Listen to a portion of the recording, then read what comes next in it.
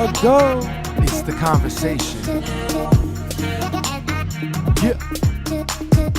Take your mind different places. Now you know.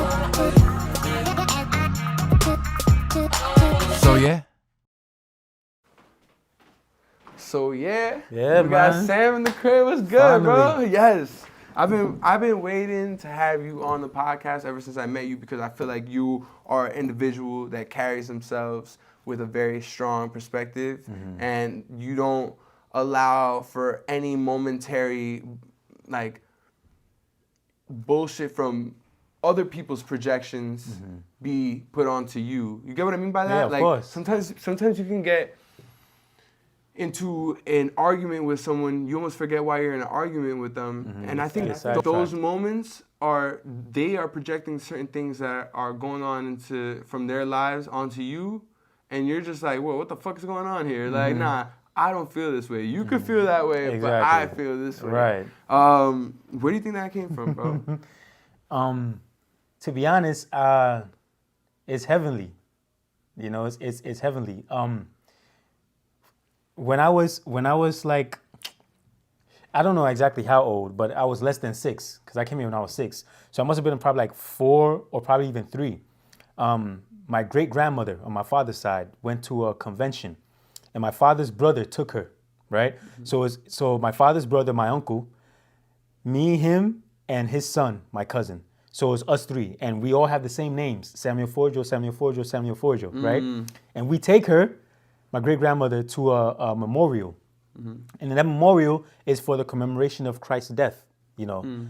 And my great-grandmother places her hand on me and she blesses me. But she doesn't bless my uncle's son. Even though my uncle is the one who takes her to the place, instead of blessing his son, she blesses me, you know. And my uncle didn't like that because my uncle believes strongly in blessings. And he told my dad. And my great-grandmother, she partook of the emblems, like the food. Okay. So that means she's part of a group, you know. And so when my dad asked her about it, she denied it. She said, no, she didn't eat, you know, because I guess she was being modest. So, and till this day, I'm always like different than people. So I believe that blessing has a big deal to do with it, yeah. Why do you feel like she blessed you in that? I think because... And do you feel like he was envious because of that? No, because he doesn't treat me that way. Okay. So you know he didn't take... He is more like he respects her decision, I guess. Okay. You know? That's what's up. Yeah. Hell yeah. Yeah. So... Wow. That's what's up. That's a beautiful thing. That... You said you moved here, so I don't want to brush over that. Where did you come from? From Ghana. You're West from Africa. Ghana. And you came here at 6 years old? Yeah. With your mom? With my mom, my dad, and my cousin, my other cousin, not the son of my uncle that I was telling you about. Okay.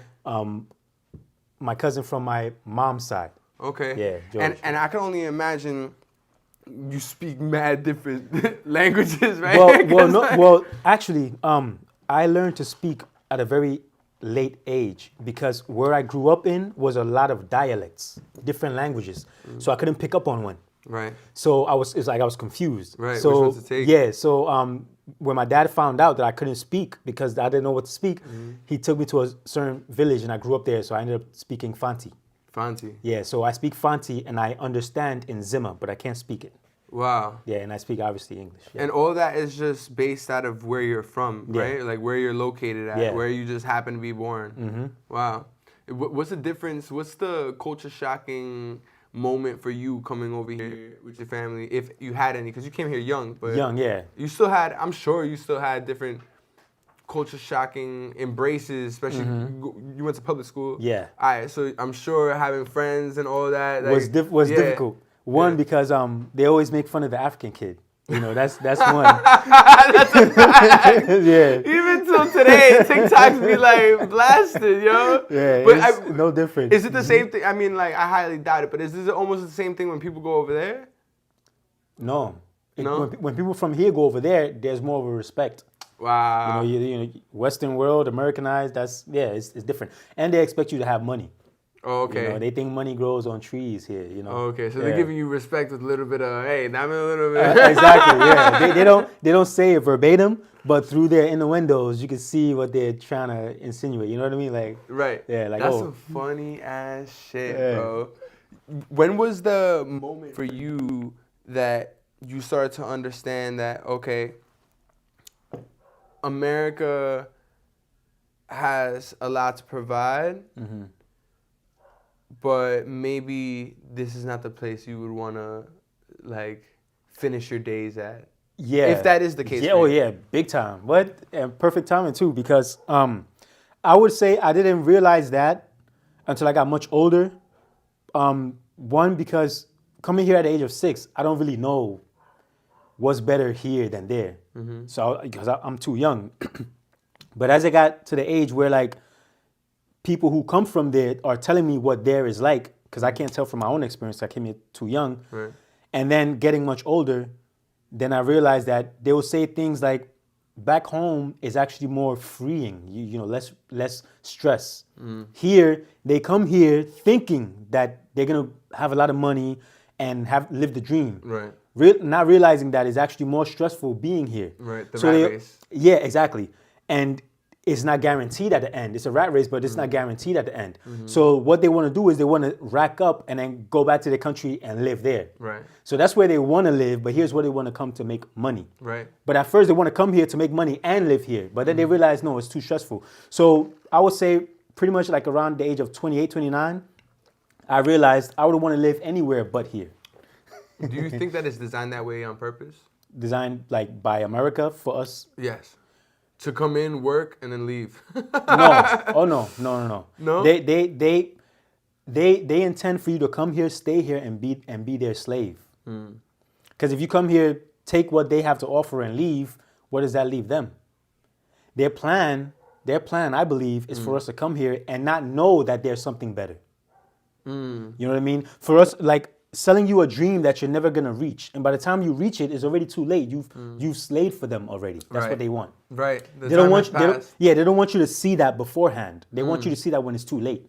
Then when you want to leave, they're like, yeah, go ahead, leave. We've already used your best years Right. anyway, so Right. leave if you That's want. that's what I think about it too. In that aspect, it's like, yeah, we don't need you when you're gonna be mooching out of the government. Thank you. Yeah.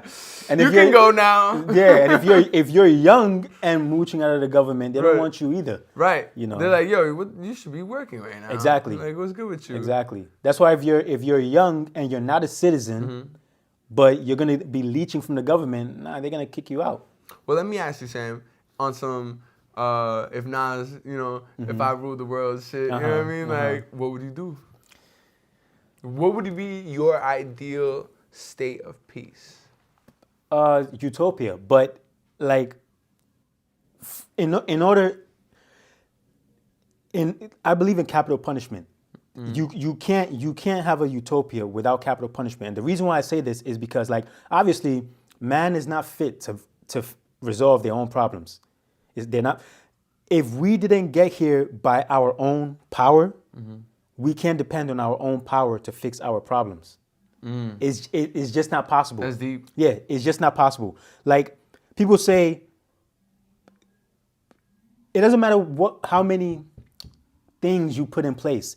You will always have a person born with the frontal part of their brain that turns to, like, you know, psychopathic.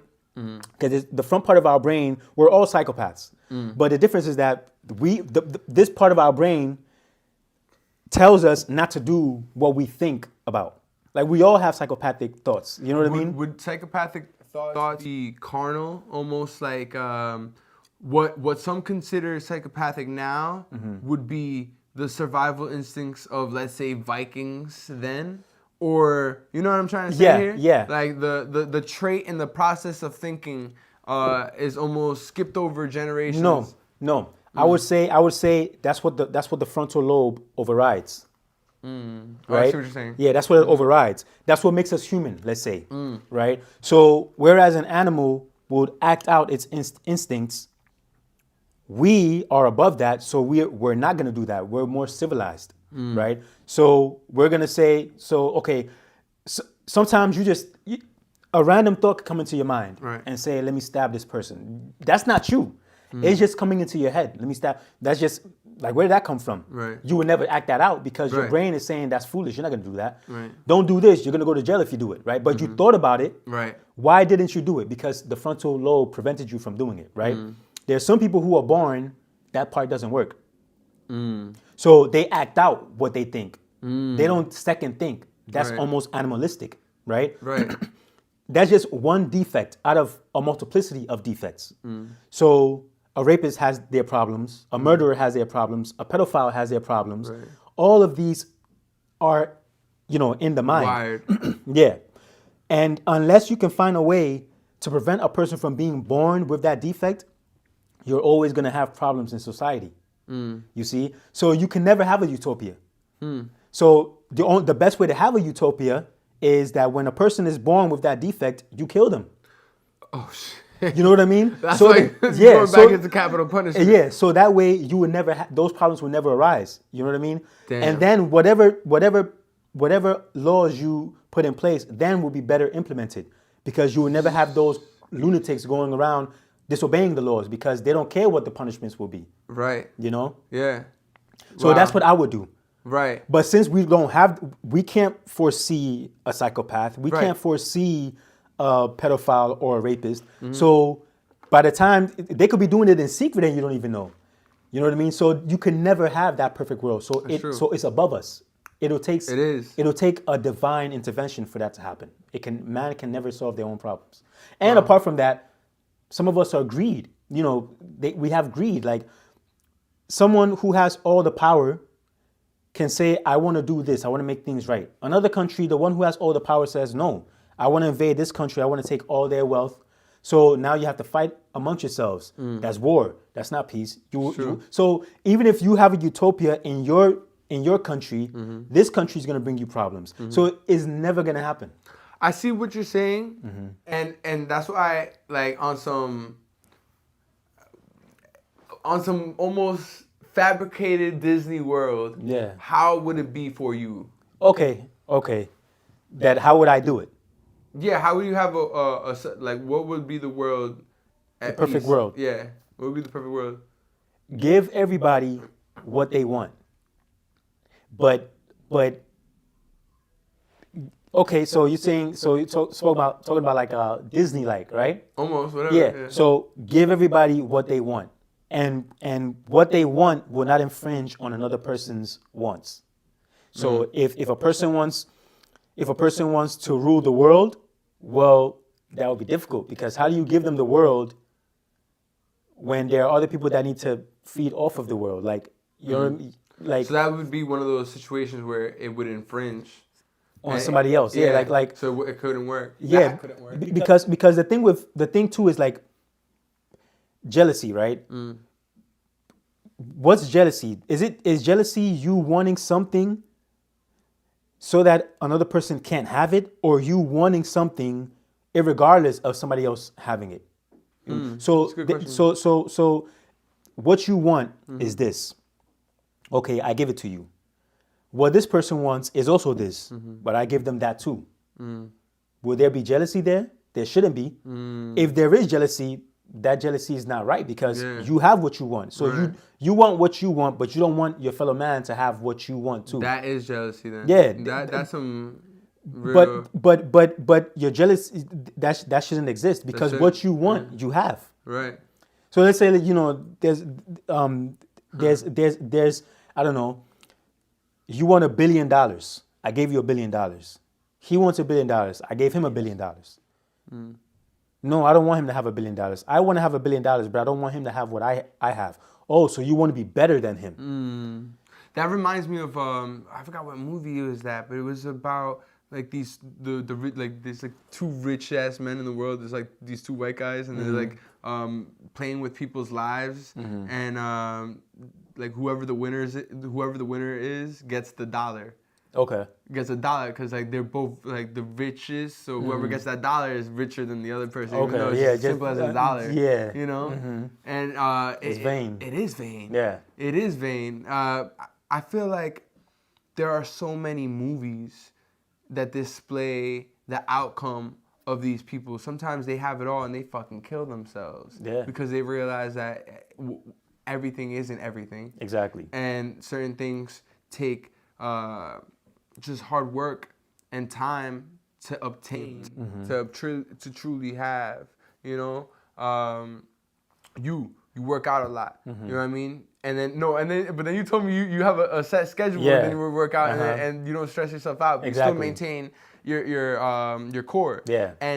But you got up to a point where you can do that. Exactly. Then you just maintain. Right. So I feel like in today's society, everything's so instantaneous. So people just want that body right away. So they'll just inject themselves or whatever they'll have to do to just get it right away. Right. But they don't want to work to obtain it. And that's with a lot of things. That's with getting women. That's when we're getting money. That's with understanding a lot. And we all understand things differently and at different points of our lives for whatever it is. You know what I mean? When did you have your realization of just knowing who you are and what you have to do? Yeah, that would be a difficult question to answer because I can't. I would say 25, at the age of 25. But then, yeah, see, 25, I'll say, okay, at the age of 25 is when it started. But it started at 25, but I didn't know that it started at 25 until I got to like 30, 31. Yeah. And that was pretty much, I'm here, right? Like the same things that, now this is about knowing things, knowledge. The more you know something, the more it puzzles you, like why it's the way it is. You know what I mean? When you're ignorant of it, you look at it and you don't admire it. It's nothing because a child could look at $1 billion and there's nothing to a child because they don't see the value. Right? The knowledge isn't there. But when the knowledge is there, that $1 billion hits a lot differently. You know? So I'm here. You're here. Lack of knowledge of what we are, you could scoff at it. Like, oh yeah, we're here, so what? When you have knowledge of what we are, then you're like, wait, hold up, no. Why are we here? What makes up this is what makes up this. Right, matter. Yeah, it's what makes up this. Yeah. You know? And above matter, let's talk about molecules. You know? Every molecule is the same. Right. Every molecule is the same. Whether you make it as big as a big boulder or mountain, or as microscopic as the tip of a needle, they're all the same. And whether it's oxygen or fat or iron or wood, they are all the same thing. And when you study molecules, you realize that they all just lay there. You know what I mean? If you look at it at a microscope, the molecules that we're made of, they just sit there. So if that's what they do, if they don't assemble, or if amino acids coming together makes a protein, but doesn't the amino acids in themselves are just there and they don't do anything to try to make something, then how are you and I How's here? it hold together? No. That? Exactly. How are you and I here? So say all of this, everything in this room is amino acids, let's say, right? Okay. But it has no structure. They will just be as they are. They won't come together. Nothing will happen. They will just be like that. They will just sit there. Unless someone takes them and puts them together, they will remain as they are. You see how this will be here forever? Right. An amino acid will be there forever. But what we are made out of is amino acids, proteins, nucleic acids, carbohydrates, and sugars and fats. Right. So why is this having a conversation with this? You and I are this. Right. Why are we having a conversation? So what we are, I see what you're saying. What we are, Right. what we are supersedes this. What we are supersedes this. Right. You know what I mean? Yes. So like I did a video like 2 days ago that I posted on YouTube, and I was saying like we don't Shout live. out your YouTube channel real quick. Oh, it's my name, Samuel Forjoe. Yeah, so Same. look for me. You just find my Bible video channels. You know, you'll find it. But we don't live in our apartment. You don't live in your apartment. You live in you. I like that. I've always like my mind was home. Yes. You know, I've Yes. always felt that way. Yes. Since I was young. And your brain is your home. Right. Your mind inhabits your brain. Because when your brain malfunctions, a goal is no longer a goal. So you live in your brain. Your brain has to function correctly in order for your mind. Oof, man, that hit strong. You know what I mean? Strong, yeah. So your mind lives in the body of a goal. You could have been born in any other body, but you would have still been a goal. Right.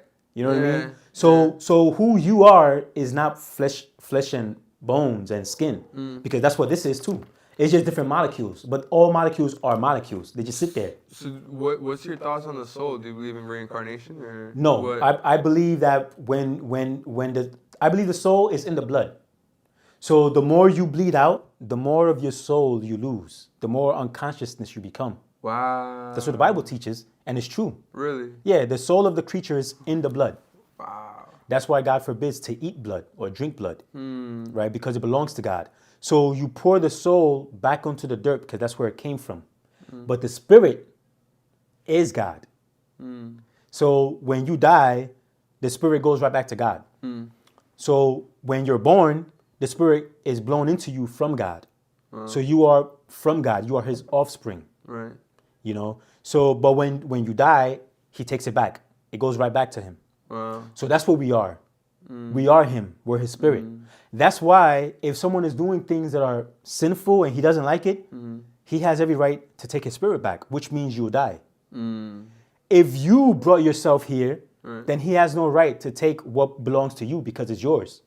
But if it's his, he has a right to take it back if you're not going to follow his rules in his house. Wow. You know? So at the age of 25, it was starting to hit me. Towards 30, I'm like, yeah. You know what I mean? I'm not this. What I am supersedes this. That's why I can talk, but this can't. You know what I mean? Yeah, I do. We should let the people know, where do we even meet each other? Oh, in Soho. Hey, yeah, like downtown. Yeah. Yes, sir. Yeah. Yo, I feel like you're one of the coolest people I came across, man. Off rip. You always had good, positive energy. Thank you. And like, just every single time we spoke, it was like, Yeah, we had like things to talk about, yes. wild ass conversations. I think one of them that I feel kind of like takes people the wrong way, like depending on who they are, is just like their sense of like understanding the relationship of men and women. Like, why are there certain like dynamics, and why certain things work for some men, why certain things don't work for some men, and just like, I guess just understanding that you are in control of your kingdom as long as you are in control of yourself, you know?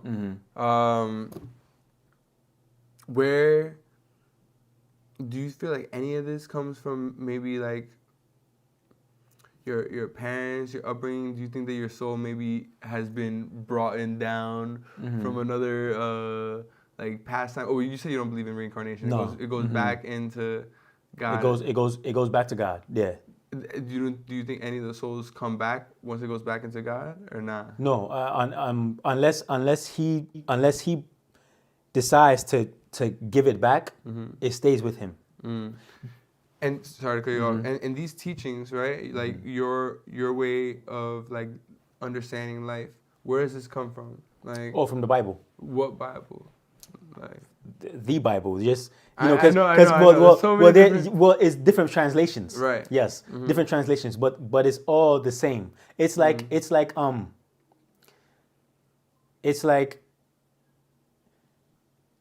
a picture of a person's face, but the dots are in different places, right? some people, the dots, this one dot is here, another person puts their dots here, but when you're in it, you think it's different. When you look at it from a distance, you see it's the same face, right? So that's what the translations are like, because it's impossible to translate something from Spanish to English without you having to change something so that it will make sense in English. That's true. You see, so that's where you get the different translations from, but it's all the same book. Okay. So if you want to have the best picture, you have to consult all the translations, which is what I like to do. For real? Yeah. I consult all the translations, so I know what's the most likely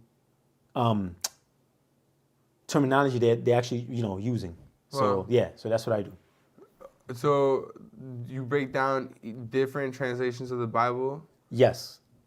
forever.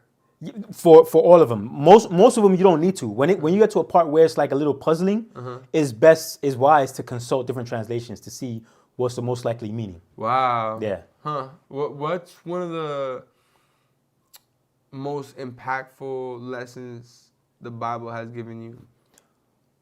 Yeah. One of my favorite scriptures lately has been, God looks upon the entire human race to see if there is anyone who is truly wise, if there's anyone who seeks him.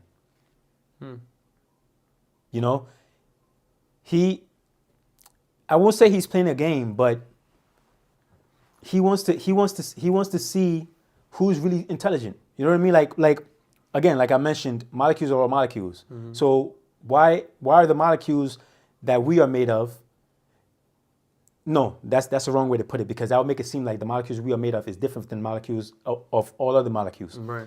Every molecule is the same. But why are we able to talk even though we are just molecules? That's how I should put it, right? And so when you realize that it's something that supersedes the molecules, then you realize, okay, no, somebody put us here. Let me look for him. Once you start looking for him, then you find him. That's wild. Yeah. Have you felt that connection with God in different ways of your life? Yeah, you want me to give you one crazy sign he gave me? Yeah. All right. So I was doing security. This was about 10 years ago. And I was preaching to a guy, Adam, right? So it's 5 of us, or 6 of us. I don't remember, but at least 5. And so it's the first night, and it's midnight. Keep this in mind. It's midnight, right? So it's like 1 a.m. in the morning. So they're giving us a tour of where we're gonna patrol, which buildings, and where we're gonna walk. So I'm preaching to Adam, talking about God, and then I see a girl, and she's walking, a young girl, and a guy on a BMX bike, and they just catch my attention, and I forget about them because I'm still talking to Adam, and then like 20 seconds later, I see the guy rolling on the bicycle. He leaves, and the girl is asking the guys for money, right? And then she comes, she asks Adam if he has money. He's like, no. And then she asks me for money. And I've already taken interest in her because like I saw her initially, right? And now she's asking for money. So I take her to the side and I say, tell me the truth. You ran away from home, right? And then she was like, yeah, how did you know? I had a big argument with my parents. And I'm from all the way from Harlem. Mind you, I don't know if any of what she's saying is true. I don't know. But she's like, yeah, she came all the way from Harlem. And she just wants something to eat, Right. She was like, and she would even stay with me for the night if I want. And I was like, well, first, never say that to a man because they would definitely, take advantage. Right. And I was like, well, I gave her a bit of money that I had in my pocket, and she was hungry because she went across the street to the food vending thing, midnight, Dominican spot, and bought some food to eat. But before that, I was like, well, let me get your name and your number. And then after my shift, because I just started, and I doubt you'll be around after 8 hours because I'm working now. But if you are still around, I'll see how best I can help you. Because I was genuinely interested in helping her. So she gave me her name. She said Arlene. And I'm like, that's not your name. I've never heard a girl named Arlene before. I mean, up until then. Even till now, I've heard Charlene, but never Arlene. So I was like, that's not your name. She's like, yeah, that's my name. That's what they called me, Arlene. was like, okay. And then she gave me her number. I was like, that's not your number. She was like, call it right now. You'll see it's my number. I was like, okay, I'll take your word for it. So she goes across the street, buys something to eat. So me and the guys, we keep walking. Then I'm telling Adam, I'm like, I feel like something bad is gonna happen to that girl. Like I don't know. I'm worried. And then Adam was like, well, pray to God about it because you seem like a spiritual man. I was like, that's what I'm gonna do. So for like the next hour, or not even an hour, like 45 minutes, I'm talking to God in my head about the girl, like, watch over her, please, like, watch over her. So we're like, let's say this is a block, right? This is a block. I meet the girl here, Edward L. Grant Highway. We go around to this block, we patrol the buildings, then we come back to an area like here. But this place is nowhere close to here because in order for you to get here, you have to either walk the spot where we walked or you have to walk like all the way around to come back here, right? So it's midnight and the guys are in front of me and I'm on my phone and I'm looking at her name and her number. Right. And we just keep walking, we just keep walking. Then we cross the street, and as we cross the street, on the edge of the sidewalk, you know how when they make new concrete, people put their name like, oh, this person was here, or they put their logo. I see my name, Sammy E. something. I didn't see that. What was under that? All I saw was my name, Sammy, and I kept walking. I saw Sammy E. something. I kept walking. And I say to now mind you, I'm looking at the phone. I'm not looking at the floor. But for some reason, while I'm looking at the phone, my eyes deviate from the phone and it sees my name on the floor. And it's midnight, right? So I see my name and then I'm like, as I keep walking like a few steps, I say to myself, imagine it says Sammy E. Arlene, the girl I'm thinking about, because I'm worried about her, I'm like, nah, it's not gonna say that. I keep walking. I keep walking for a while and I'm like, let me check. So I turn back around, Sammy E.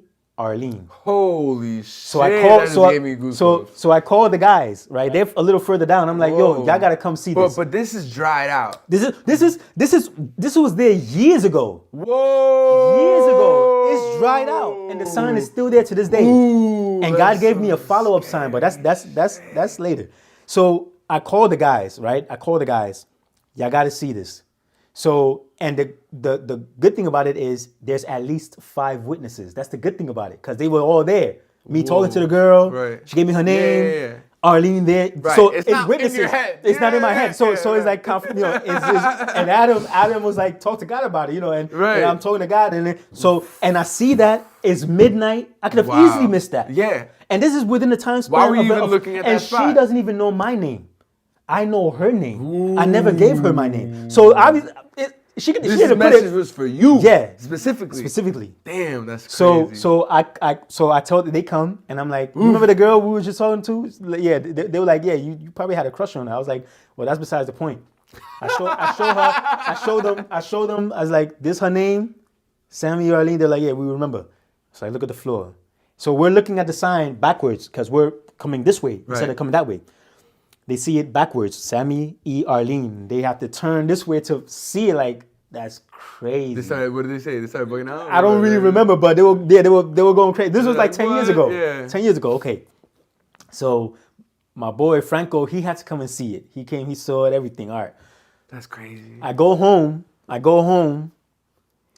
and I do research. Already I know what my name means. Samuel means God has heard. It has 2 meanings. God has heard, and it means the name or the character of God. Because name means character in Hebrew. So, but I'd stick to the first definition. God has heard, right? So Arlene means vows, promises, or prayers.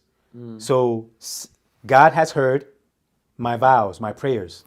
I make a lot of vows to God. For example, I don't eat pork, I don't eat fat, I don't drink, I don't smoke. So God has heard my vows, right?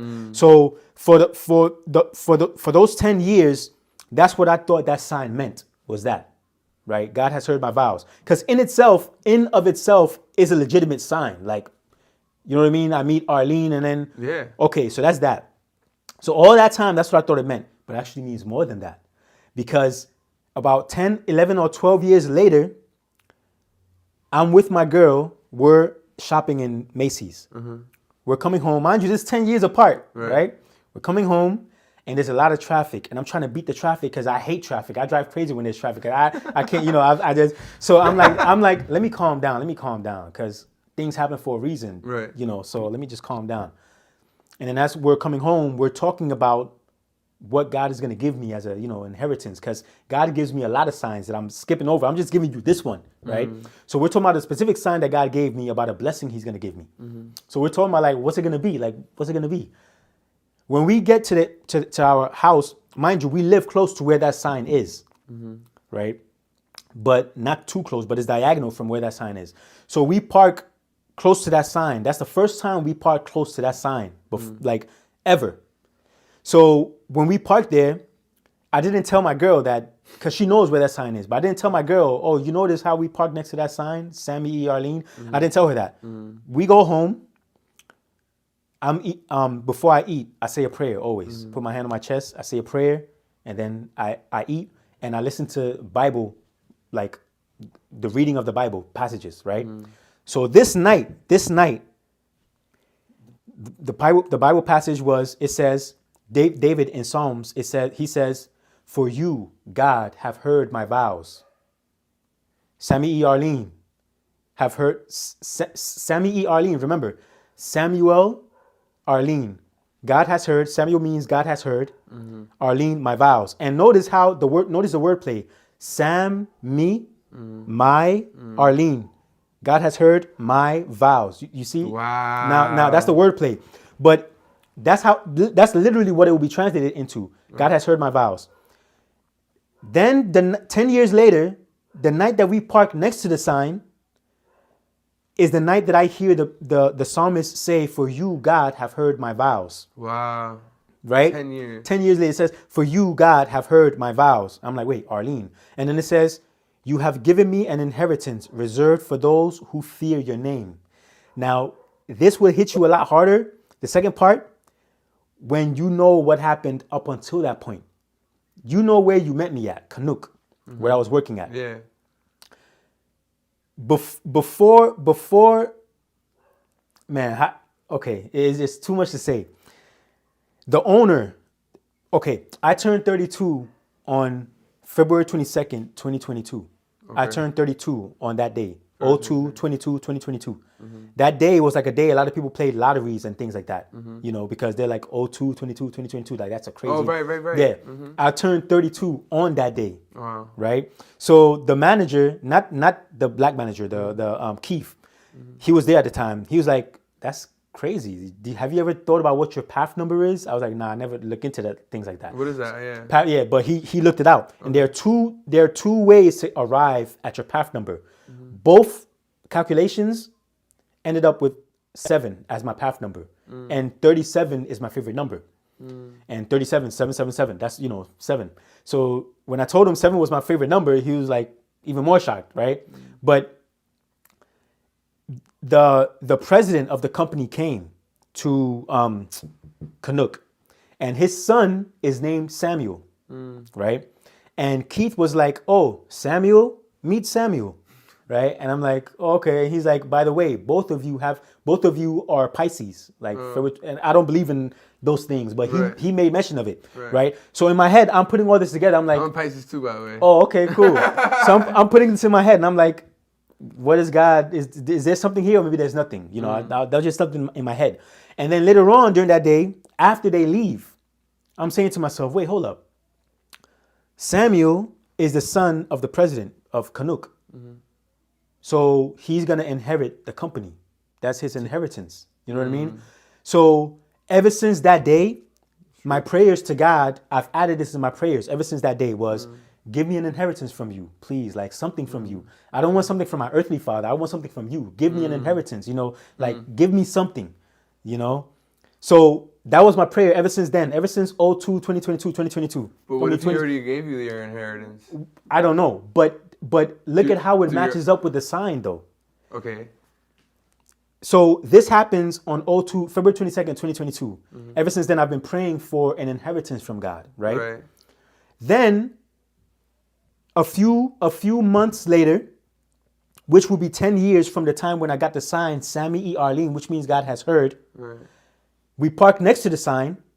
I go home, and the verse says, God has heard my vows. Sammy E. Arlene. Mm-hmm. You have given me an inheritance reserved for those who fear your name.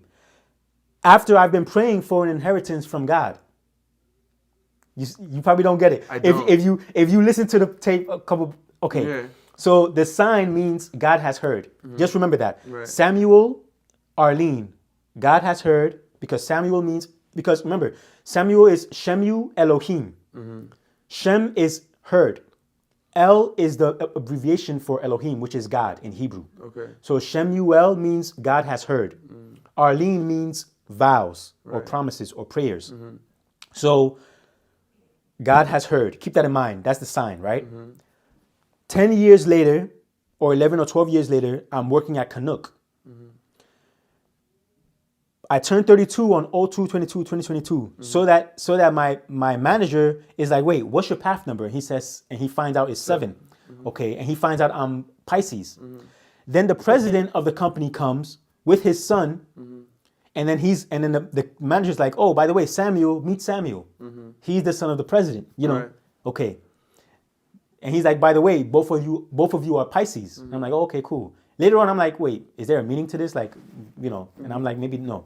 And then later on, it hits me. Wait, he's going to inherit the company from his father. Yeah. He's going to get an inheritance from his father. I see how it still connects. Okay. Mm-hmm. So ever since that happened, when I would pray to God, everything else that I would do in my prayer, I would always include this. God, give me an inheritance from you. Give me an inheritance from you. Right.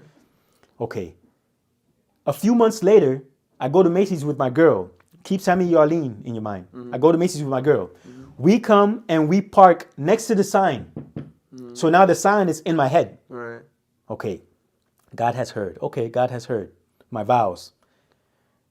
I go home. I'm eating. Before I eat, I say a prayer. I'm eating. I'm listening to the Bible. Mm-hmm. It reaches a Bible verse in Psalms where it says, God has heard my vows. That's heavy. God has heard my vows. Mm-hmm. That's one. God has heard my vows. Sammy Yarleen. And then the next line is, you have given me an inheritance reserved for those who fear your name. So what God is saying is, yes, I have heard your vows. I'm going to give you an inheritance because you've been asking me. Give me an inheritance from you. Ever since I gave you the job at Canuck and made the president come there with his son, you've been asking me, God is saying, you've been asking me for an inheritance from him ever since that day. Right? So God is saying, yes, I made you park here next to the sign that I gave you 10 years ago. And I made, so because this night you're going to read a passage in the Bible where it's going to say, God has heard my vows. I'm going to give you an inheritance reserved for those who fear my name. It probably is still not hitting you, right? It's a little complicated. I do get it.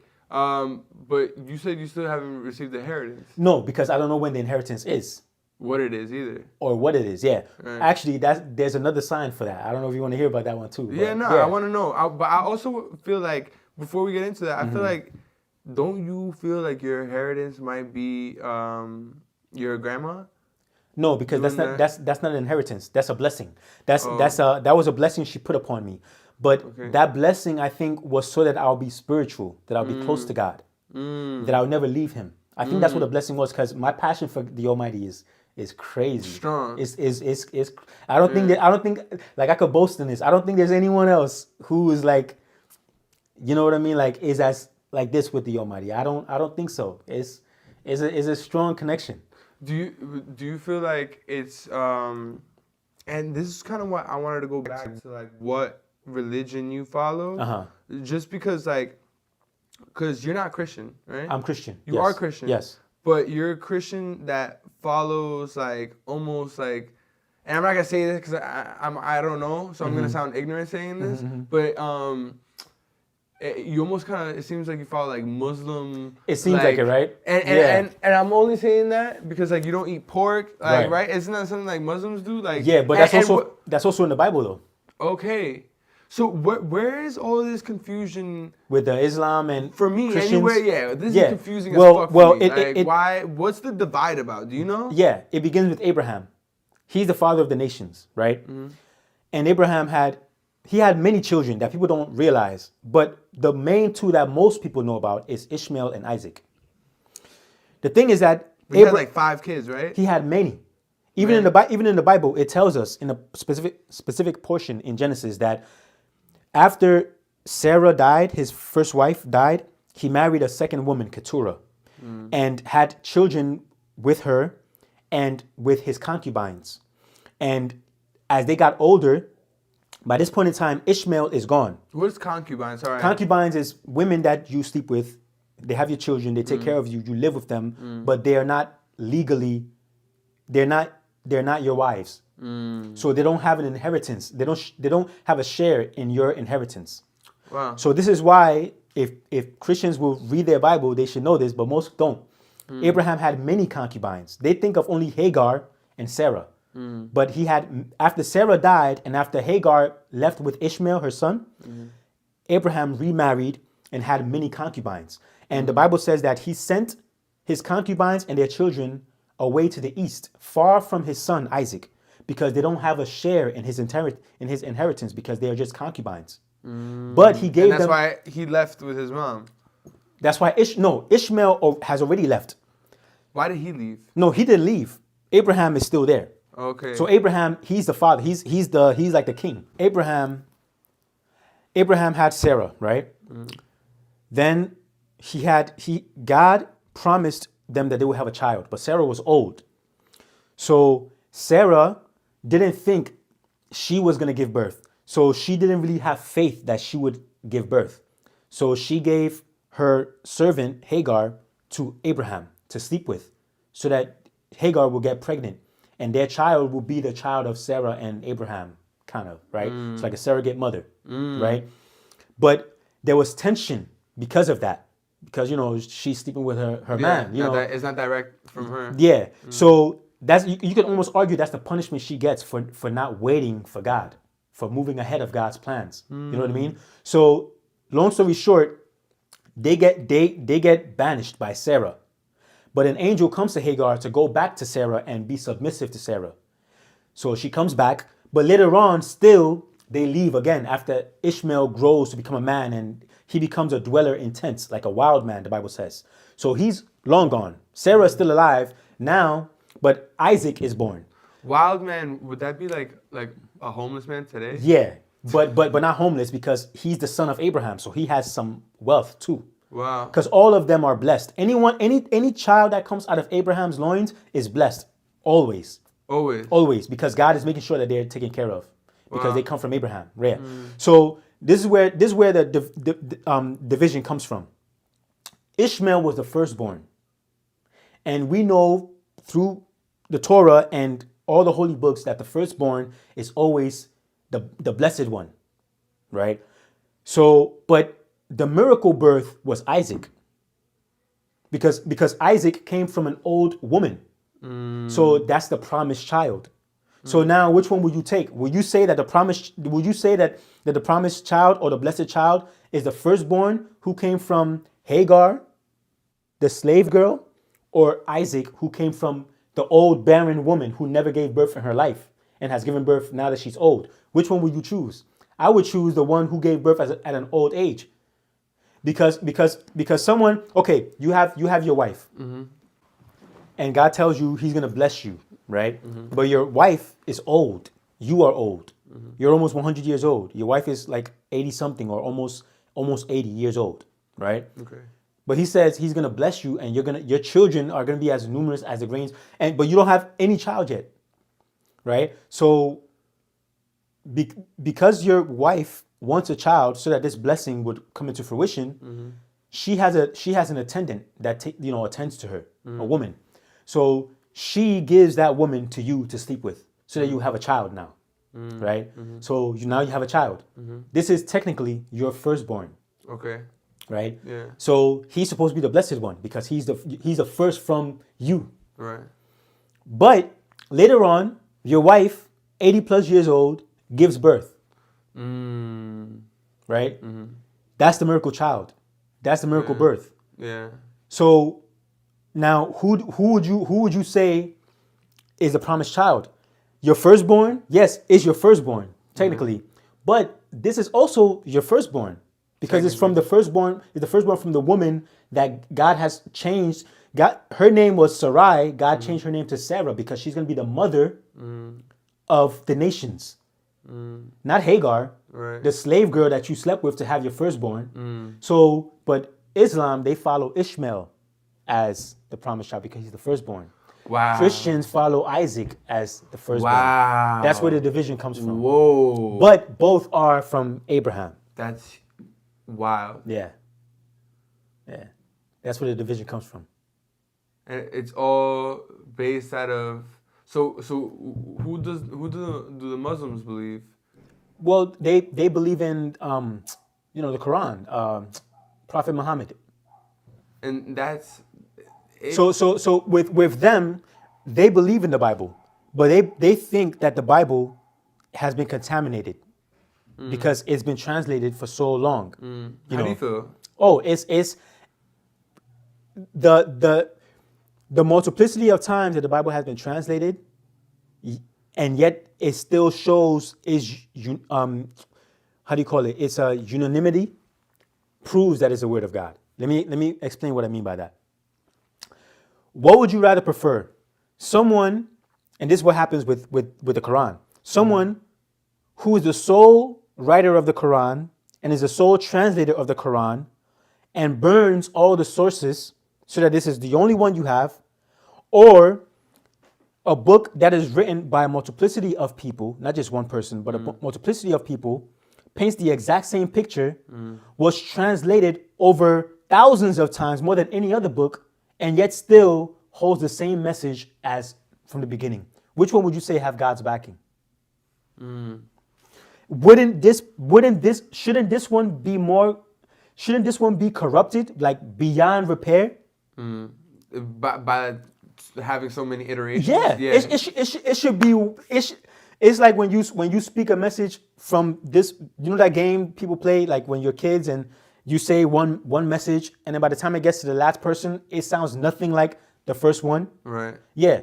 The Bible should be exactly like that. But I just feel like people, and maybe I'm just speaking out loud with this one, or thinking out loud with this one, but I don't know that as many, and maybe you might be right going back to your statement, I don't know that many Christians who are as strict as you are when it comes to knowing and doing much by the book in comparison to how Muslims are. You can see a bunch of Muslims being really strict with how they live their life in comparison to Christians in American society. Yes. I'm not saying that's the case in like where everywhere in the world and shit, but like from what I see here, bro, like, you know what I mean? I feel like, and you aside, because you are strict, and I literally had, since I met you, and I would always be like, you don't want to drink it? Or, you know what I'm saying? So, like, I know that you really about your shit. You're really strict.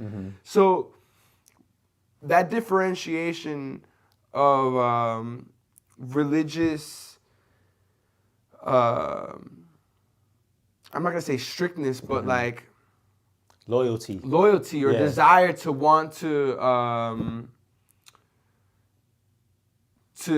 accept the ways almost. You know what I mean? It seems like it comes more from Muslims than it does from Christians in American society. Yeah, and the main reason for that is this. When there is already a problem with something, you leave it alone from the perspective of the devil. When something is the way it's supposed to be, that is what he tries to mess up. So why is it that with Islam, they are not being messed with? Like they are not being corrupted. They're not being defiled. But when it comes to Christianity, everything about it is being defiled because that is the truth, and that's what the devil would want to defile. The devil is not going to touch what is already not true. But even if it has the pretense of truth, you know what I mean? The pretense is there. It seems like it's that because they pray 3 times a day. You know, the discipline, the devil is a master at what he does. He will bring in falsehood and make the followers of the falsehood seem genuine so that you will believe that this is the truth, right? And he will leave it alone because the deception is already perfectly there. But the truth is what he will meddle with. And this has happened all throughout history in the Bible. God's people never stuck to the Torah. Just like Christianity today is messed up, God's people in the past was messed up too. But that doesn't mean that the Torah was defiled. The people were defiled. If the people today are defiled, doesn't mean the Bible is defiled. It's the people that are defiled. They are the ones not sticking to the book. God's people were not sticking to the Torah. For that reason, God punished them many times. But why were they always deviating from the Torah? Because the devil was messing with them because they have the truth. When you have the truth, the devil is going to mess with you. When you don't have the truth, he has no business with you because you already have the falsehood. Right. So that's why the Christian societies are so debased, because the devil would make sure that they stay that way. If you know what I'm saying. Yeah.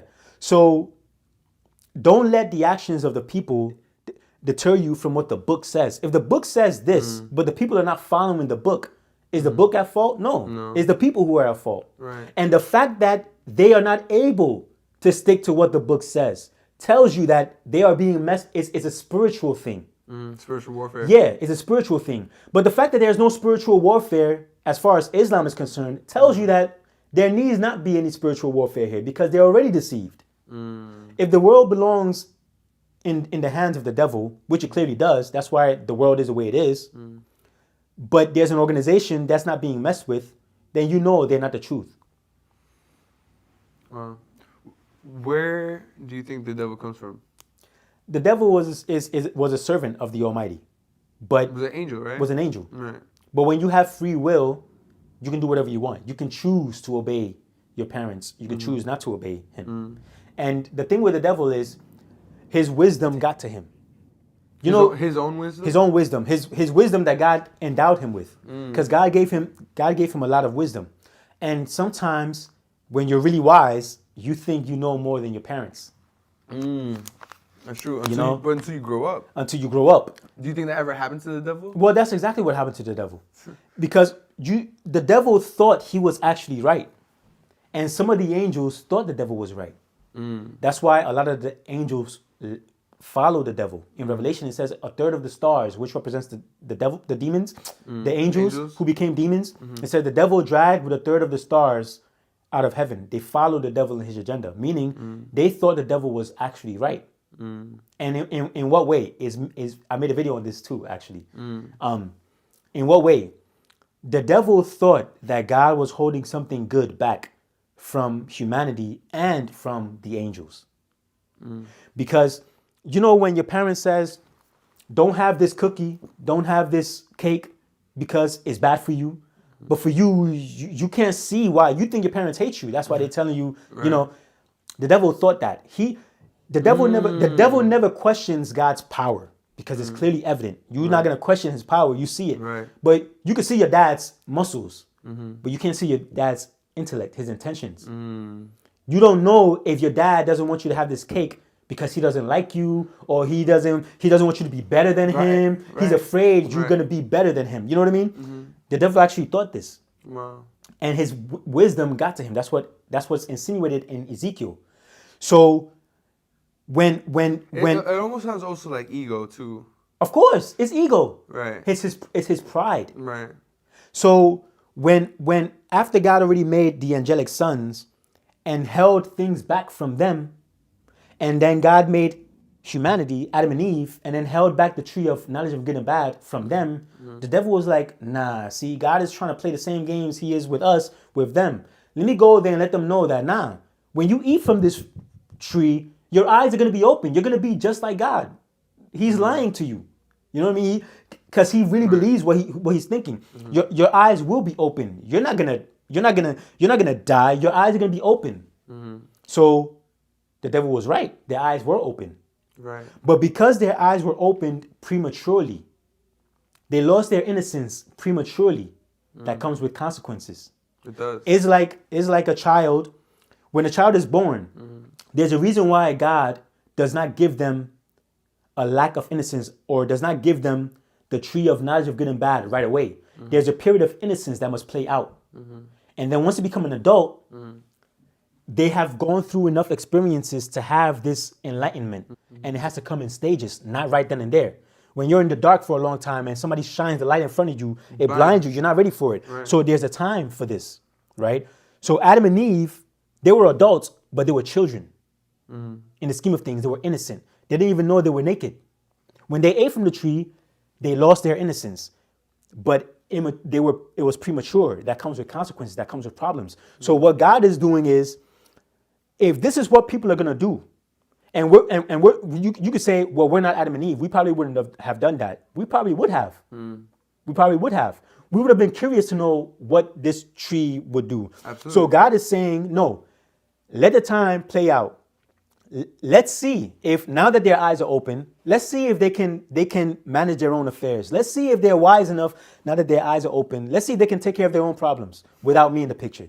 So what God is going to do is he's going to alienate himself from us.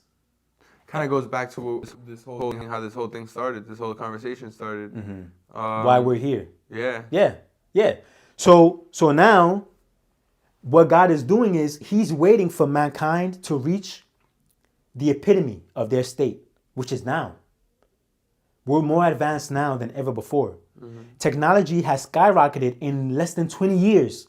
This is like unprecedented in the scheme of humans' existence. Yeah. We've skyrocketed, and God is the one who is speeding up the time. The Bible says this. Because he wants to speed up the time so that we will see that no matter how advanced we get, we will never be able to fix our own problems. As a matter of fact, we have more problems now that we are more advanced than ever before. So now the answer is settled. The devil's eyes have been opened. It's true. Mankind cannot fix their own problems. But the devil already foresaw this. After he saw the foolishness he did, he brought up different accusations, which are being answered. For example, the first was that we can fix our own problems. Once he realized that was a lie, then he said, now he incites us against God. And he says, people only serve you if things go good for them. If things go bad, nobody will serve you. So God is like, sure, it's true. Some won't serve me, but not everybody. The devil's like, no, that's not true. Everybody won't serve you if things go bad. So the devil's agenda is to try to make this place hell so that nobody will serve God. But again, he was wrong because some people... Still serve God. Exactly. But then the next stage was nobody will serve you if their life is on the line. God is like, that's not true. Some will serve me even if their life is on the line. So he sent his son. And when his son came, even when his life was on the line, he did not deny his father and he died. But it was two things that his son came to do. Because remember, in the beginning, the devil said God was holding something good back from us, right? But he sent his son to die for us. That's what the Bible says. If he has sent his son to die for us, if he's already given us his very best, what would he not give us? So he's not holding something good back from us. Right. You understand? Because he's already given us his very best, his son. Yeah. No parent will let their child die for anybody. Right. But God loved the world so much that he sent not just any son, not just any regular angel, he sent his very best son to die for us. So there is nothing that we would ask God in his son's name that he won't give us. So that answered the accusation of the devil. So all of these things are playing out. And there's a lot more things. For example, the angels were created with the potential to mate with women. You know that. The angels in heaven were created with that potential. If they weren't created with that potential, how could they sleep with women on earth and father Nephilim and have children, the Nephilims? What is that? You gotta break that down. The Nephilims were the children they had when they slept with the women on earth. They were giants because they were hybrid. They were half angel, half human. But in order for the angels to sleep with these women, they would have to have genitalia. They would have to have sperm. They would have to be able to impregnate the women. Right. So, but they can't have members of their body that God didn't create them to have. So God created them with the intention for them to mate. Right. But it was not their time to mate. That was their forbidden fruit. And they ate from it prematurely. That came with consequences. Really? Yeah. That came with consequences. So again, remember, the devil was like, God is holding something good back from the angels. For example, females. Right. So that was probably the third that came down with him too. No, right? that was a different occasion. Because the third that came down with him followed the devil and his agenda. The devil never slept with women on earth. Oh, word? Yeah. That was a different time. Because the angels that came to sleep with the women on earth, Peter, the book of Peter says that they are in Tartarus and they are being reserved there until the day of judgment. Now, you can argue that Tartarus is either a literal place or a spiritual Purgatory?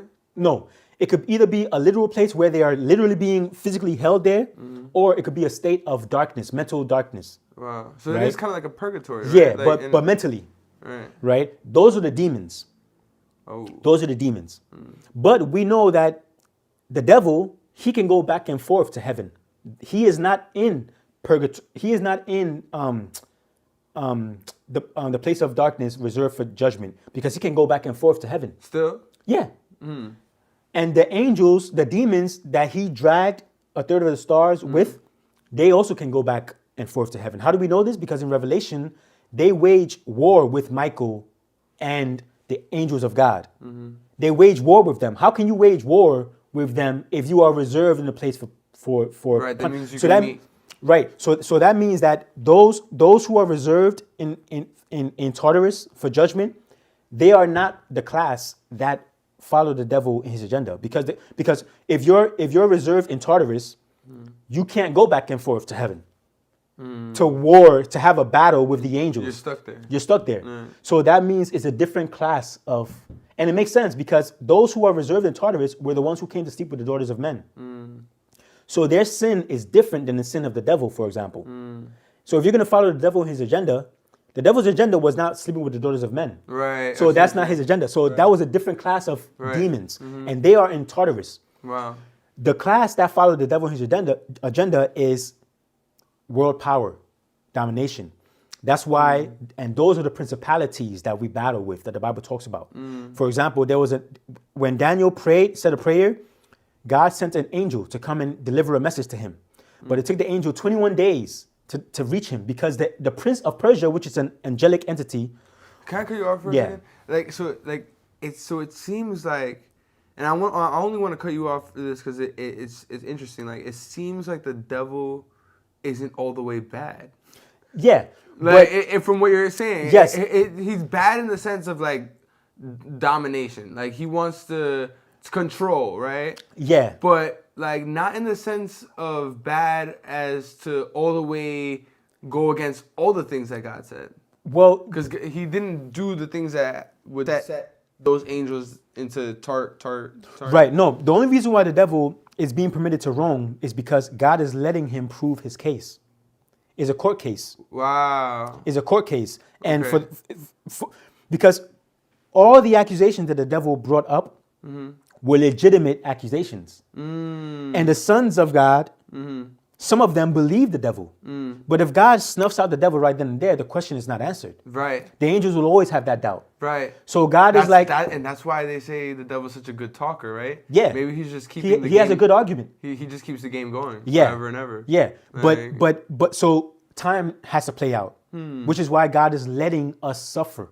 For many reasons. One, to let us know what happens when he is not in the picture. To let us know that even though we've eaten from the forbidden fruit and our eyes are open, it's not really open because we still have problems. To let us know that, to let the devil know that people will serve God even when things go bad, and even up until the time, till their last breath. And also for his son to come and die for us so that we'll be redeemed. All these things are being solved. You see? So that angel that wrestled with... So yeah, I'll get to the thing about the devil not being all bad, or actually he is, but when you understand where he's coming from, it makes more sense. It doesn't. He is because what he's working with is the manipulation tactic that is going against God in general. Yes. But the fact that he's such a slick talker in a way will make you think that he's not all bad. Right. Yeah. And he slandered God's name. He slandered his name. Like, he profaned it. And that's a big no-no. right? So some people even think that the devil is God's servant, that he's being used by God to test people and play a role, which I made a video on that too. And we know that's not the case because there are some angels that God uses to speak lies, but those are part of God's purpose. But the devil went against God's purpose. That's why he's going to be destroyed in Revelation. So we know that he's not. If you're serving God's purpose, he won't kill you. You know what I mean? Right. If you're wait, let me put that correctly. If you're serving God's purpose, I got to put it correctly because there are those who serve God's purpose, but it's because they were already on the bad path. So he uses them for a purpose, and then in the end is for destruction. Right. You understand? Yeah. So don't confuse that. So, for example, Pharaoh. Oof, but that's I don't want to go. I don't want to hop around too much. Yeah. But and I want to get back to what you're saying. But someone told me that's how they feel about Trump in the aspect that he's being used. Yeah, he's being used by God for sure. Right. Because how do you feel? How is he being used? Yeah, by God? he's being used. Because there are certain things that God wants to do, and it can only be done by someone like Trump who is not already bought for. Because that's why the system wants to remove Trump, because they see God's role in Trump. So do you think that the system plays a role in or does the devil play in the role in the system? It's his world. It's his world. God is letting the devil prove his case. It's his world. So everyone that comes into power. That's so fucking deep. Yeah, it's his world. Trump does not serve the devil's purpose. So the devil wants to remove him by any means. Those who serve the devil's purpose would be like Biden and Obama. Obama's name tells you he's being used by Satan. Why? How? Yeah. Break that down. Because Obama in Hebrew means mountain or from the heavens, from a high place. Let me see. Osama bin Laden. Wait. Barack. No. Yeah. Barack Hussein Obama. So Barack in Hebrew means lightning. Barack, lightning. Search this up in Google. Barack means lightning in Hebrew. Obama means from a high place. Bama means, not Obama, Bama means from a high place or mountains or the heavens. So Bama and Barack, lightning from the heavens. Christ says, look, I behold Satan fall as lightning from the heaven. So that's the first sign, right? The second is in his daughter's names. Malia and what's the other one's name? Malia and what's the other girl's name? I don't know. Malia and I can't remember. Malia.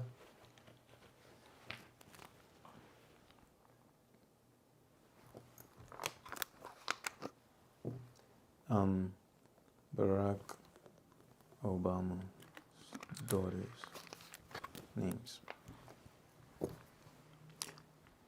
Sasha. Her government name is Sasha. And the other one is Malia, right? So, let's see.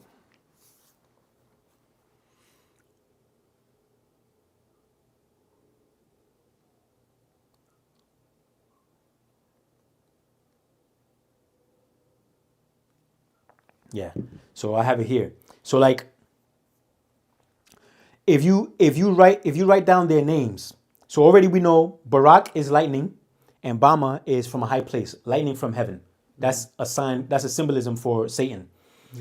His daughters' names are Malia and Natasha. We know her as Sasha, but her full government name, if you look this up, is Natasha. If you spell the names backwards, if you start from Malia backwards and Natasha backwards, you get Ailam, right? That's for Malia. And then Natasha will be Ahsatan. Now, when you remove Allah from Malia, from the name, you get I am Satan. Look, you see Natasha? Look at Natasha and Malia. Yeah, no, I see Now, it. when you remove Allah, the A, the L, and the AH, you get Allah, right? And then you get I am Satan. Now, what does Allah mean? Allah in Islam, It's God, right? no, Allah means to ascend. Oh, To ascend. okay. But Allah is the ascended one, so God. But it means the transliteration means to ascend, right? Okay. So in Ezekiel, God says about Satan, "You said in your heart, I will ascend to the heavens, above the stars of God, the other angels of God, and I will make myself like the Most High." So Allah, Barak is saying in His name, Barack Obama, lightning from the heavens. Behold, I see Satan falling as lightning from the heavens. That's his name. His daughter's names is, I will ascend. I am Satan and I will ascend. You see? Yeah. And he is the one who legalized, gay marriage and all these things that the Bible tells us that God hates. And a lot of things he did during his presidency, people were fooled by the fact that he's a black president, but that's a puppet. It's for people. It's like people don't think far enough. Oh, we got a black president. Let's vote for him. But he's going to serve the devil's purpose. Like I said, no one. These people are put in power by the devil. Now with Trump, he's opposed to all of these things. Yeah, but people hate him. Yeah, but because it's the devil's world. You see, if the world loves you, then Satan loves you. If the world hates you, God loves you. You see, so you have. It's like so many things to say. So with Trump, he's in order for someone to carry out what God wants to be done, it can't be a puppet from the devil. It has to be someone that serves God's purpose.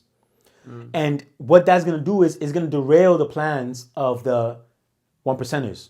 So they must remove Trump because he can't be bought for. He has his own money.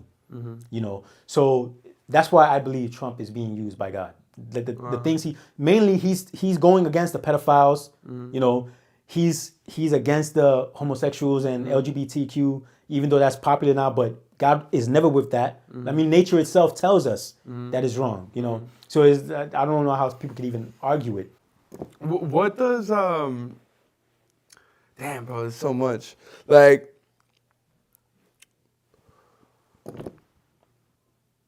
what does one do to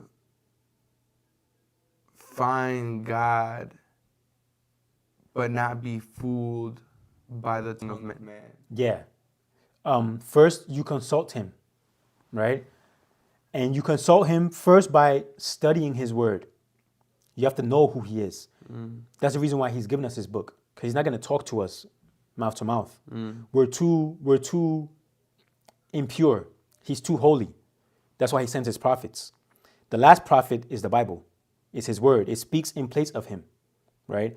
So once you study the Bible and you get to know what he likes, what he doesn't like, and you follow his commandments, then, and the other thing, you have to do this simultaneously with believing that he actually exists, knowing that he exists. Because if you doubt his existence, it's no good. He doesn't like that. So you have to confirm that he is there. Okay, you confirm he's there. You study his word, get to know who he is, what he likes, what he doesn't like. You obey his commandments, and then whatever you do in your life, you seek him first. You do that, he's going to find you. You're not going to find him. It's not you who finds him. He draws you to him. Wow. Yeah. Do you feel like, and not to just make this about me, but like I want to know from your opinion. Course. Like, do you feel like my name is because the reason why I go by Go is because it's my name abbreviated. Okay. My name abbreviated is Axel Jermaine Owen.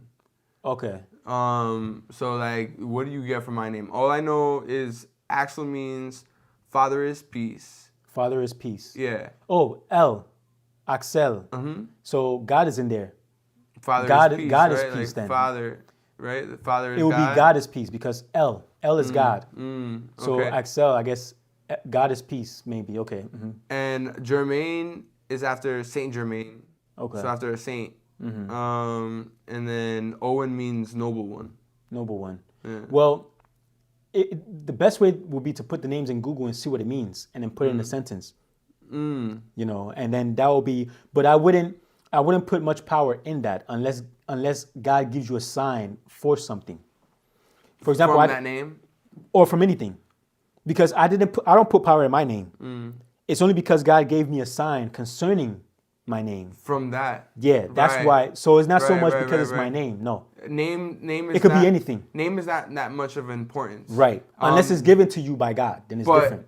The message that you found through your name is what caused it to be important to you in that time because of what had happened with the girl. Yes. And like just how it connected over it all. Like, exactly. It's not because which makes you wonder, is that why I was given the name Samuel? To begin with. Because remember, God doesn't see time like we see it. Right. For us, it's many, many years, but to him, it's a second. So my name is Samuel. God has heard my vows. You have given me an inheritance. You know, and 10 years after I got the first sign. But to me, it's 10 years. To God, it's like that. So to him, it's back to back to back. And I guess that's why you saw it in that order as the word. Exactly. You know, exactly. It could be said in seconds. Yeah. You know, for what seconds to God, you know. Yeah. Wow. That's interesting as hell, man. Well, do you feel like you're like a prophet or something? I want to be, but I know I'm not. You want to be, but you know you're not. Yeah. How? Because when you're a prophet, you know it. You're not. Yeah. When God chooses you, you know. And I'm not one of those people who say, "Oh, I got a revelation from God. I had a dream. I saw people in hell," which hell is not true, by the way. And I saw a vision of heaven, and no. Hell is not true because we're in. No, hell is not true because because the Bible doesn't teach hellfire.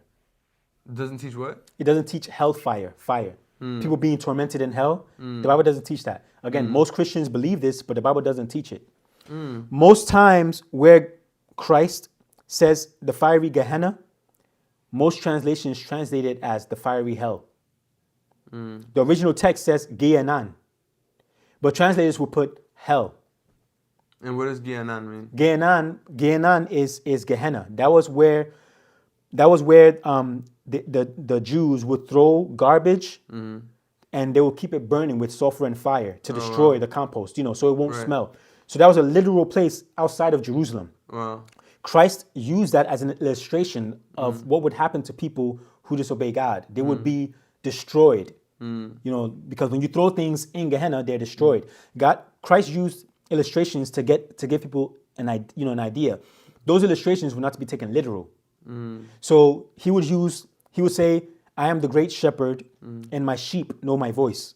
We are not literally sheep. Christ is not literally a shepherd, right? So when he says the wicked will be thrown into the fiery Gehenna, he's not saying we're literally going to be thrown into fire. Right. He's saying what happens when you throw something in fire? It's destroyed. You will be destroyed. Right? So that's why he says, fear not he who can kill the body, but cannot kill the soul. Fear him who can destroy both body and soul in the fiery Gehenna, not in the fiery hell. Right. And the word he used means destroy, not preserve, be alive, and tortured. Right. It's and also in Revelation, it tells us that both death and hell will be thrown into the lake of fire, which tells you that hell is not literally a place of fire because it is going to be thrown into the lake of fire. You see? And also it tells you that this fire is not literal because you can't literally take death and hell and throw it into a lake of fire. You see? It's all symbolism. Right. But the devil wants you to think that God is this wicked, demonic entity who takes pleasure in torturing people. You know what I mean? But the Bible doesn't teach that. And it's wild for the devil to do that because in the end, God blessed us with the power of free will. Yes. So literally, that's deep. It kind of goes back to the whole conversation we were talking about with our thoughts. We're all being psychopaths. Some people's thoughts just out. It's like the devil is just like just the embodiment of a psychopath. Not really. No, because his frontal lobe works. You know what I mean? He knows like that's why he's gonna be punished perfectly for what he's done. We will be punished imperfectly for what we've done, because what we deserve to get is not what God's going to give us, because we were born with the defect. The devil was created with no defect, no blemish. He knew every single thing he was doing. So would God punish a psychopath whose frontal lobe does not work correctly the same way he would punish a person whose frontal lobe works correctly but is acting as a psychopath? He won't punish the two the same, right? We are all born into sin. So our punishment will be different than that of the devil's, because he was not born into sin. You understand? He doesn't have that defect. So what he is doing is deliberate. Right. You know? You may think that you're all together, but really we're not. You may think that we are all together, but we're not. Like our brains, there's a defect in us that we can't distinguish. God knows what it is. That's why he's merciful to us through his son. You know? So it gets deep. Like our punishment is for us to never live again once we die. But God is going to give us all a second chance. Adolf Hitler is going to be resurrected. Everybody's coming back. A resurrection of both the righteous and the unrighteous. Both will come back. Hell, being thrown into the lake of fire, is the second death, which means when you live your second life and you are perfect, now you are like the devil. Everything is there. So when you sin this time around, you'll be like the devil. Now you'll be destroyed and you'll never come back like the devil is going to be. You see, but right now we sin and we die. Right. What we deserve, right? The punishment. Because Abraham was a righteous man, right? But he died. God sees him as a righteous man. He calls him his friend. But Abraham died. He got old. He got sick. He died. Adolf Hitler was a wicked man. He wasn't a righteous man. He got old. Well, no, he killed himself. If he didn't kill himself, he'll get old. He'll die. Both the righteous man, Abraham, and the wicked man, Hitler, died. Why? Because both are sinners. Yes, one person sinned more than the other, but both are still sinners. One was more righteous than the other, but both were still sinners. So that's what we owe God, is dying. Okay. In the resurrection, because God is merciful, he is going to give everybody a second chance. So Hitler will come back, just like Abraham. But the difference is the righteous person will be resurrected to life, which means since he was righteous when he was imperfect, he's most definitely going to be righteous when he's perfect, when he gets resurrected. So God is not worried about people like Abraham. But the unrighteous person, Hitler, when he's resurrected, he's considered the unrighteous. They'll be resurrected to a resurrection of judgment, which means they are on probation. They're being watched. By who? By the 144,000 in heaven. Because it's called Judgment Day for a reason. Christians forget this. If the unrighteous and the righteous will be resurrected, but one will be resurrected to life, but the unrighteous will be resurrected to judgment, well, what is judgment? Judgment Day. What is Judgment Day? Judgment Day is a period of 1,000 years. The Bible says it's a millennial reign, which is 1,000 years. Why is it 1,000 years if it's called a day? Because the Bible tells us in Psalms that a day to God is like 1,000 years to humanity. So a Judgment Day is 1,000 years. That's why Judgment Day is a millennial reign of Christ. And Christ says he's going to rule with the 144,000 for 1,000 years in heaven. And they will rule as kings, priests, and judges over the earth.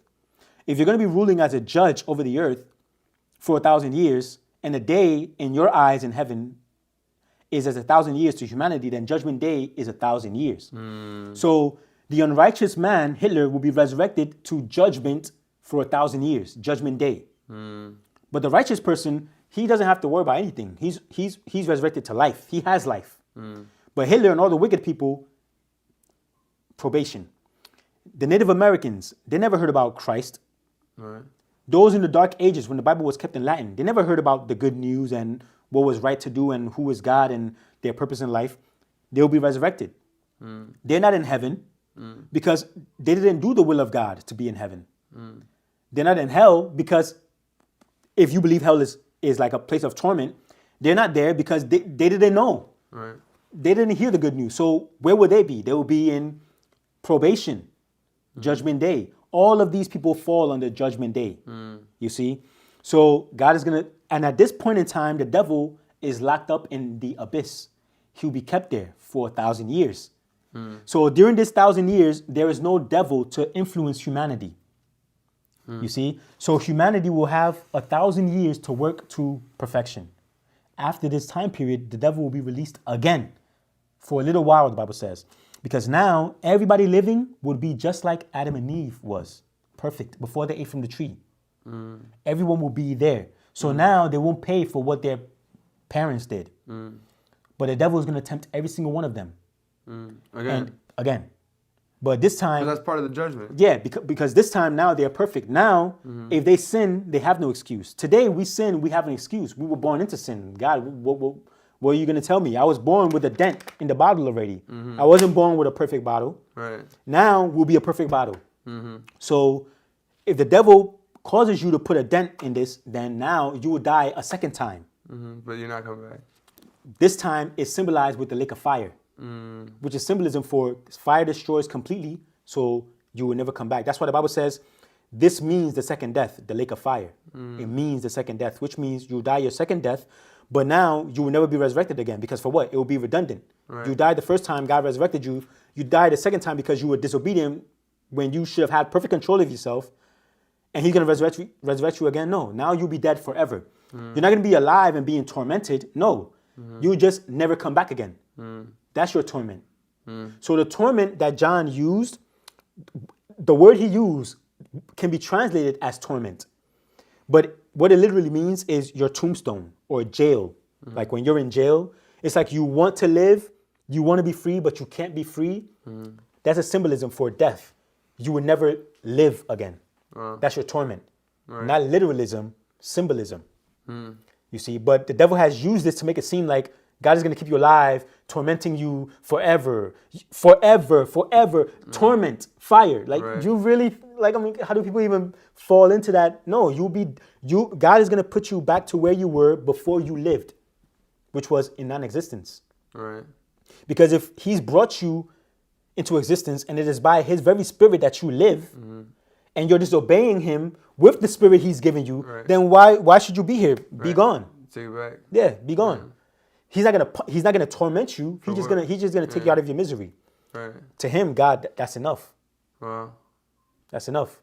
Wow. Yo, Sam, you're amazing, bro.